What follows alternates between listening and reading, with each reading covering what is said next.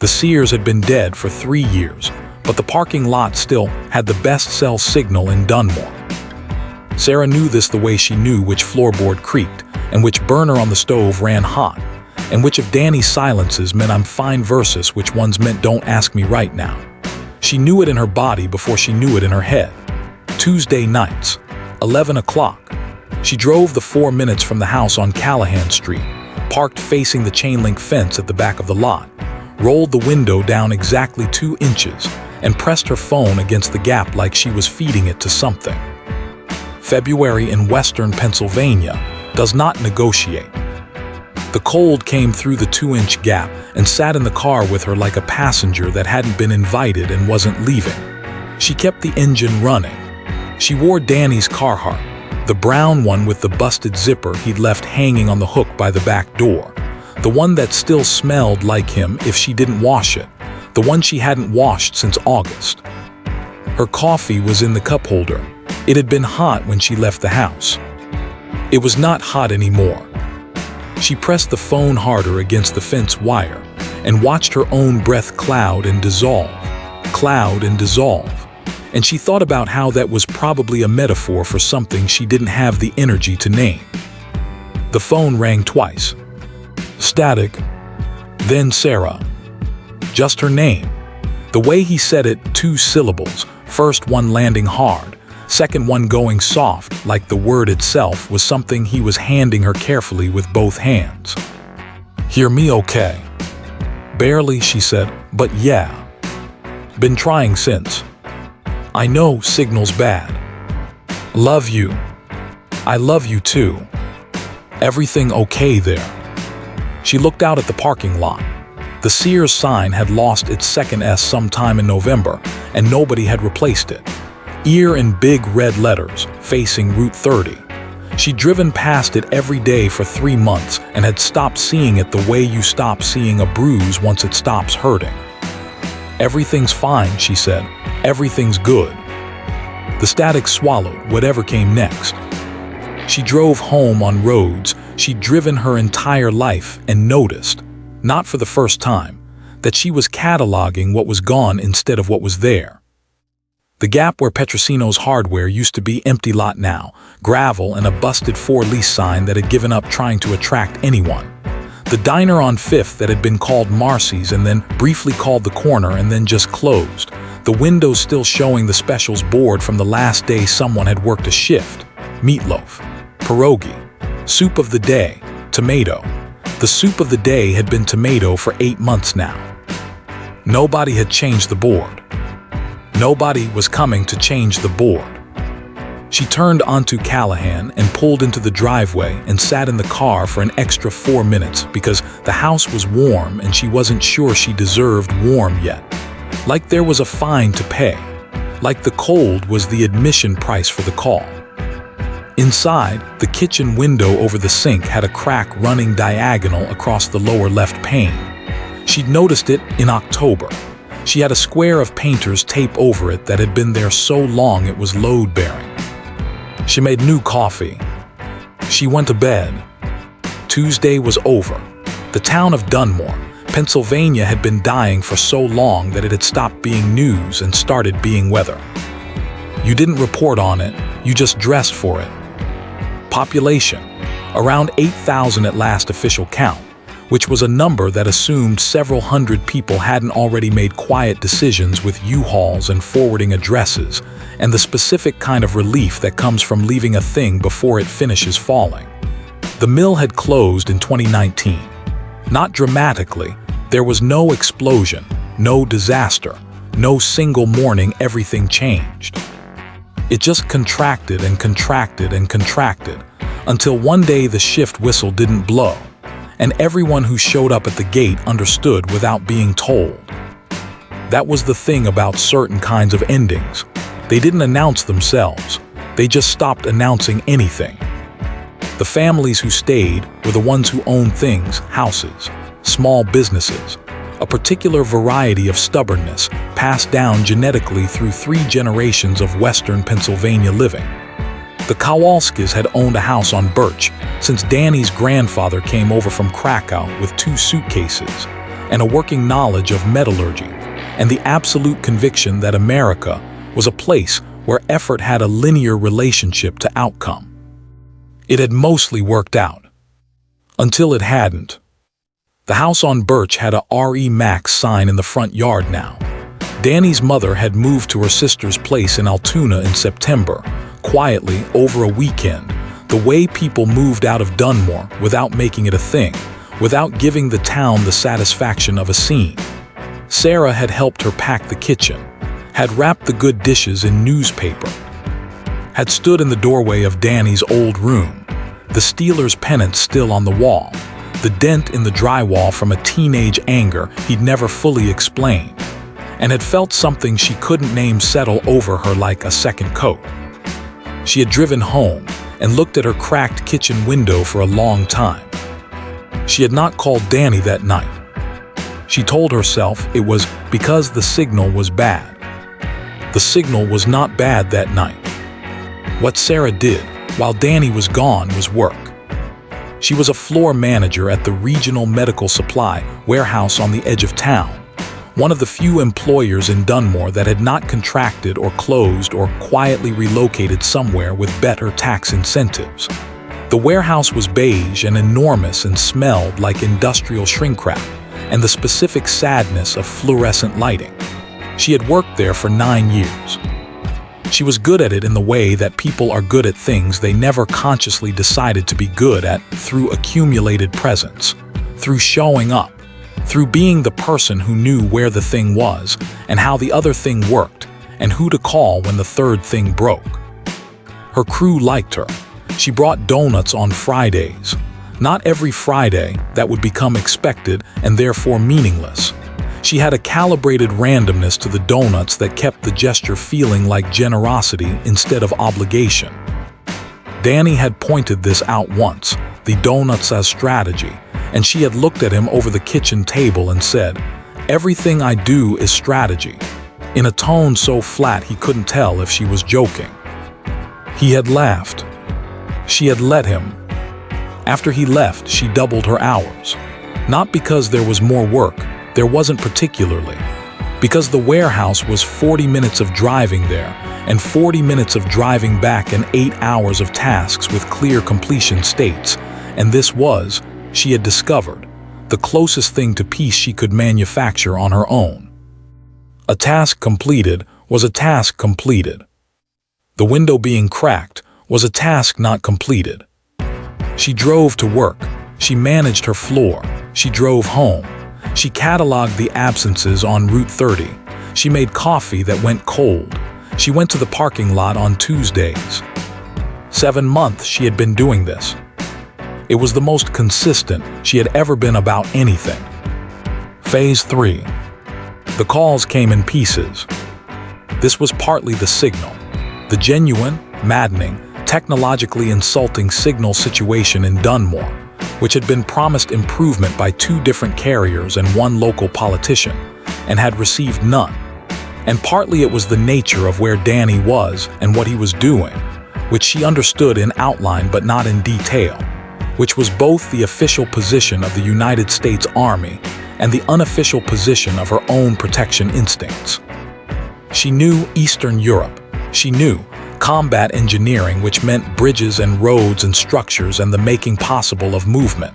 She knew he was not in direct combat. She knew the word "not" in that sentence did a lot of work. What she had in the absence of clarity was a system.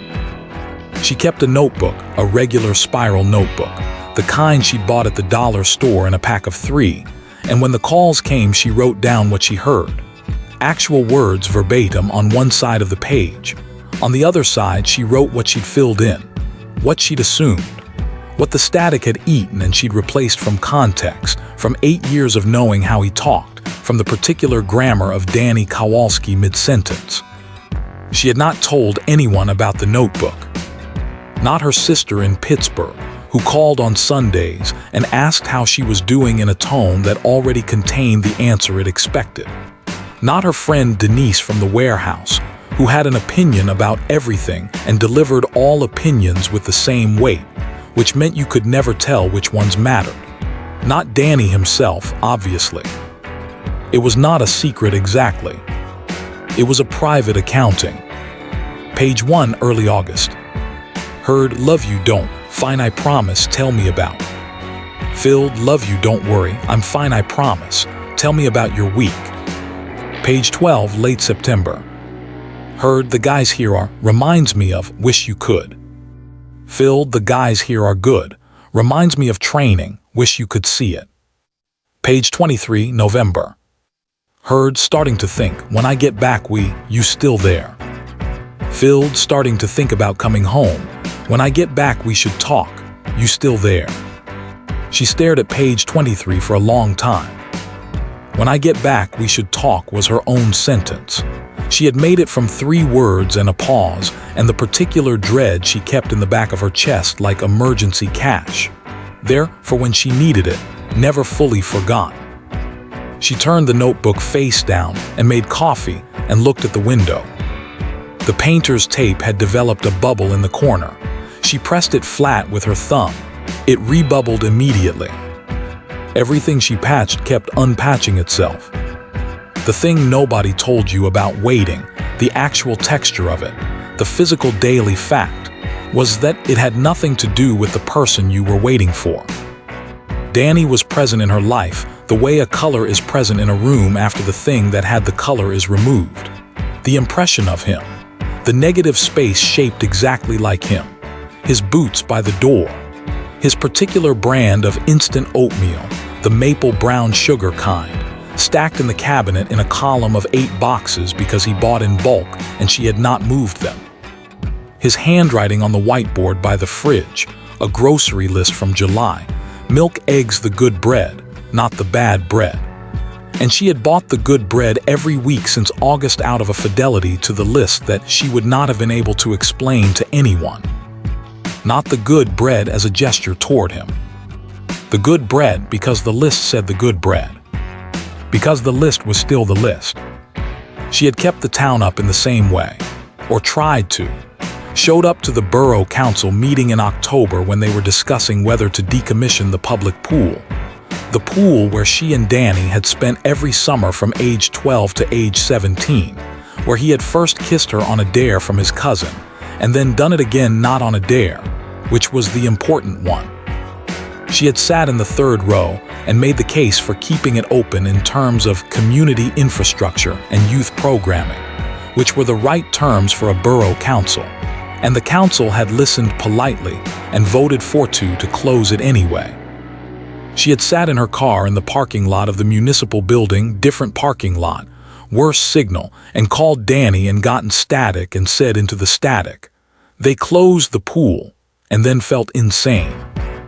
The pool closed. The Birch Street house went on the market. The ear sign lost its second S. Sarah kept buying the good bread. She did not know for a long time that these were the same action. Phase 4. She had known Danny Kowalski since 7th grade, which meant she had known him longer than she had not known him, which meant the architecture of her own personality had been partially constructed around the fact of his existence, the way a plant grows around a fence. Remove the fence. The plant stays bent. They had been the kind of high school couple that other people found either romantic or insufferable depending on their own romantic history. Inseparable in the specific way of people who have found their person early and know it, and are not apologetic about knowing it. He was the kind of boy who was funny without trying to be, who remembered small things, who showed up on time and meant it. She was the kind of girl who was smarter than she let on in rooms where that mattered, who organized things without being asked, who had opinions like infrastructure, load-bearing, not decorative. They fit. It was not complicated. The complicated part came later, when the mill closed and Danny came home from a long shift to an already decided future and sat at the kitchen table with the look he got when he was calculating something he didn't want to say out loud. She had made coffee. She had sat down. She had waited. "I'm thinking about re-enlisting," he said. She had known this was coming the way she knew which floorboard creaked. It didn't make the creak quieter. They talked for 2 hours. She asked the questions that mattered. He answered them straight. They were not people who performed at each other. The conversation was hard in the way that honest things are hard, not because anyone was lying, but because everyone was telling the truth. He would go. She would stay. They would do the Tuesday parking lot thing, and the notebook, and the painter's tape, and the good bread, and all the other private systems of a life maintained at a distance. They had agreed to this. She had agreed to this. What she had not agreed to, what had not been on the table, what she would not have known to put on the table, was the thing that happened to her own outline when his was removed from the picture. You can agree to an absence. You cannot agree to what the absence finds. His mother had told her once, packing the Krakow dishes in newspaper, that the women in this family were built for it. The waiting, the managing. Your generation thinks it's a sacrifice, she'd said, wrapping a gravy boat in the obituary's page. My mother's generation knew it was just Tuesday. Sarah had nodded. She had thought about that sentence approximately 400 times since August. She was no longer sure it was a compliment. Phase 5. The voicemail arrived on a Thursday. She was at the warehouse mid-shift, running a count on a shipment of mobility aids that had come in 2 pallets short of the manifest. Her phone buzzed. She glanced at it and saw Danny's name and felt the specific split-second physics of her own heart. Not a flutter, not a leap, more like a recalibration, a tiny violent adjustment, a gyroscope correcting. She couldn't take it at the warehouse. She stepped outside to the loading dock and played it with her back to the wind. It was 43 seconds long. The signal had done its usual damage, whole clauses swallowed, consonants eaten, silences in places that might have been words or might have been nothing.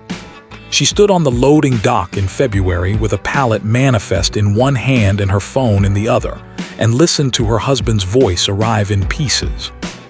Sarah, it's me, wanted to catch you before Static. Been thinking a lot about Static, the house. The Static.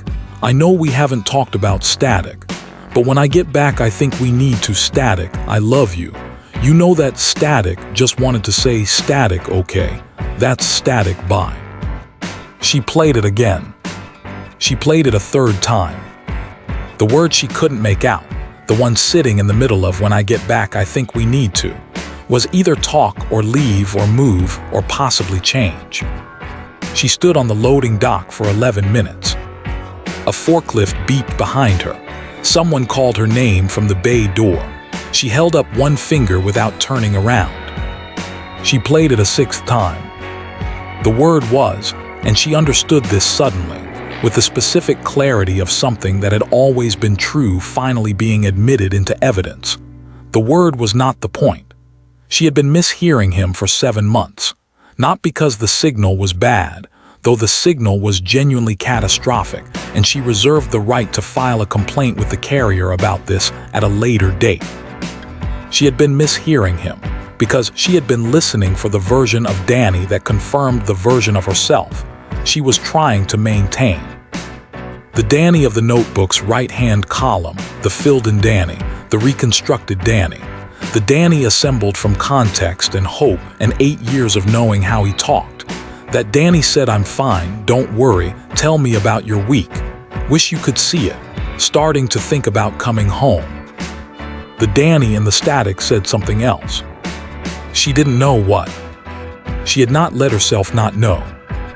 She went back inside and finished the count and found the 2 missing pallets in the wrong bay and corrected the manifest and managed her floor with the competence of someone who had long ago separated performance from feeling, because that separation was a survival technology and she had built it with her own hands. She drove home on Route 30. The ear sign was still there. She looked at it directly for the first time in months. She thought, that's a thing I've been driving past. She thought, I wonder how long that's been bothering me without me knowing it was bothering me. She turned onto Callahan and parked and sat in the car. Not 4 minutes this time. 23.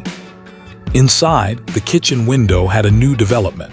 The painter's tape had peeled entirely from one corner, and the cold draft coming through the crack was unmistakable. A thin knife of February air cutting across the counter where she set her keys. She stood in front of it. She had been meaning to fix this window since October. October was 4 months ago. She had been meaning to fix a lot of things since October. The good bread was on the counter. She'd bought it yesterday, automatically, on the way home. The list on the whiteboard still in Danny's handwriting. Milk, eggs, the good bread, not the bad bread.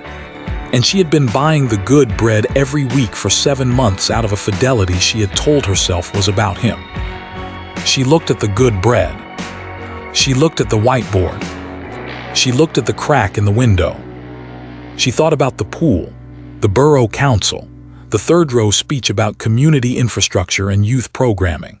She thought about the Birch Street house with the R.E. Max sign and Danny's teenage dent in the drywall, and how she'd stood in that doorway feeling something land on her like a second coat, and had not asked herself what it was.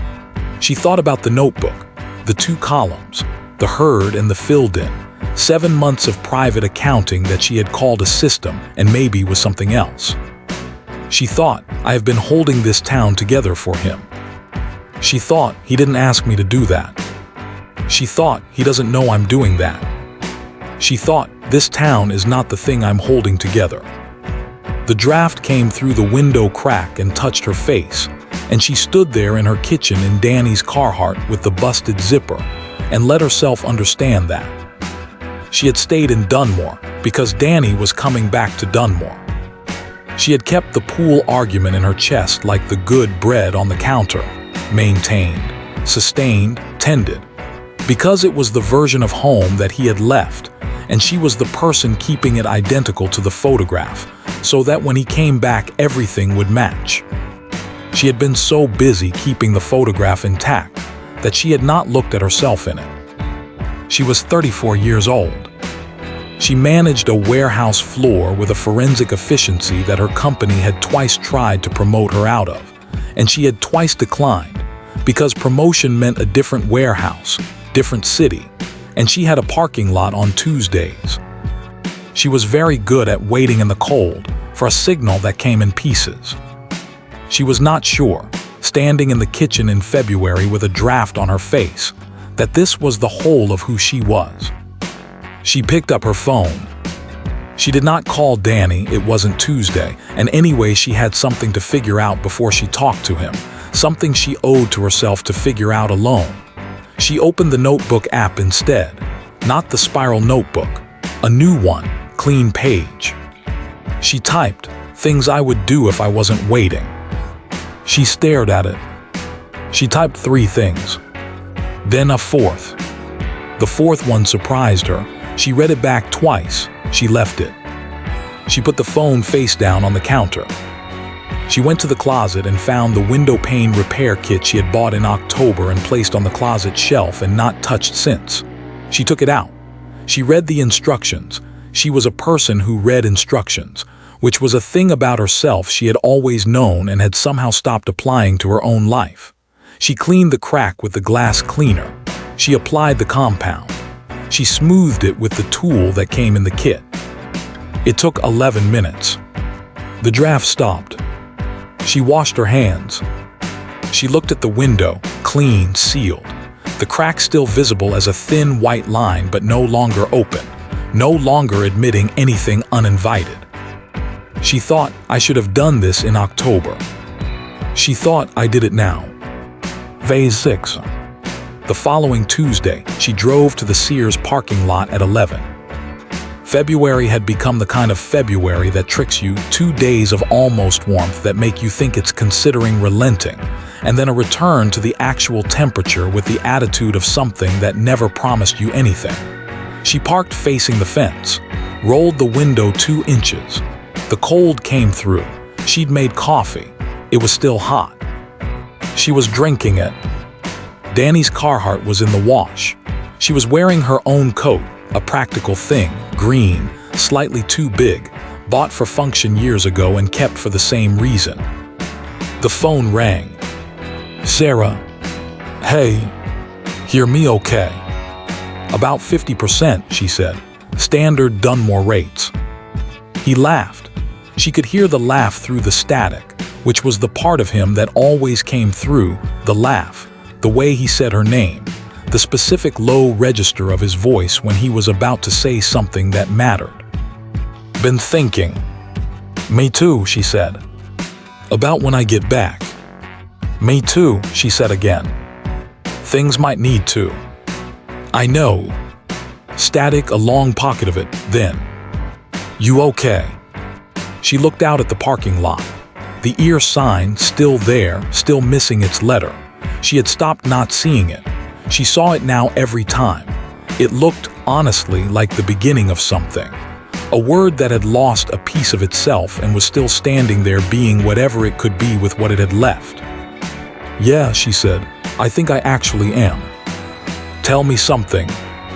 She thought about the notebook in the kitchen drawer, the 2 columns, the filled-in words, 7 months of them. She thought about the 4th item on the new list, the one that had surprised her, the one she'd read back twice. She thought about the pool, the closed pool, the voted-down pool, the pool where a boy had kissed her on a dare and then done it again not on a dare. The pool was closed. The water was drained. The summer they'd spent there was in the past in the way all summers were in the past, real, finished, hers. She was not the pool. I fixed the window, she said. Static ate his response. She heard the shape of it anyway, not because she'd filled it in, not because she'd reconstructed it from context and hope, but because she knew him. Because knowing him was a true thing, a real thing, a thing that didn't require the notebook's right-hand column to exist. She heard good. She heard I'm glad. She heard tell me more. It took 11 minutes, she said. I should have done it in October. But you did it. I did it, she said. The coffee was still warm. She drank it. The cold was there. She was dressed for it. The window on Callahan Street stayed fixed. The list on her phone had 7 items now. The 4th one was still the one that surprised her. She was not doing anything about it yet.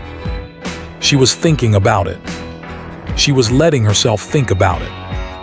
The good bread was on the counter, bought yesterday, same as always, because the list on the whiteboard said the good bread, and also because she liked the good bread, had always liked it, had been the one who established the good bread as the standard in the first place, a fact she had somehow lost track of and was recovering. The whiteboard still had Danny's handwriting on it. She wasn't going to erase it. She was going to add to it. She uncapped the marker and stood in front of the board and wrote, in her own handwriting, under milk eggs the good bread, not the bad bread. Window fixed. She recapped the marker. She looked at it for a while. Home is not the place you preserve in a photograph while someone is away. Home is the whiteboard, the running list, the thing you keep writing on together, even when one of you is writing from a parking lot in February and the other is somewhere in Eastern Europe, and the signal between you is genuinely, inexcusably, legendarily bad. The crack was sealed. The list was longer. Tuesday was coming. She'd be there.